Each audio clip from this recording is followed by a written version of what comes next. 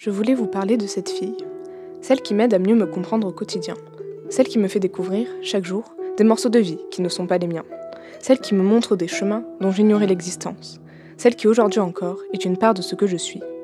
Cette fille, elle s'appelle Ori, et c'est ma meilleure amie. Comment parler d'elle sans évoquer sa générosité ?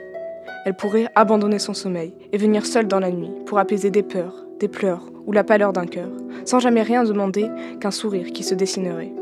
Elle est dotée d'un sens de l'écoute et d'une bienveillance qui pourrait servir d'exemple aux vices de notre société. De plus, son âme regorge d'une poésie qui nous transporte, tant par ses écrits, par ses dessins, que par sa musique et sa sensibilité. Elle fait voyager ceux qui prennent le temps de la comprendre et d'apprécier ce qui se cache derrière cette enveloppe où elle est enfermée. Malgré tout, ce que j'admire le plus chez elle, c'est sa différence et sa manière de voir la vie. Elle est unique et a arrêté de s'en excuser. Elle m'a appris qu'il n'y avait aucun mal à exprimer ses émotions, que l'on pouvait pleurer sans avoir de raison, mais aussi rire juste parce que ça nous fait plaisir. Grâce à elle, j'ai compris.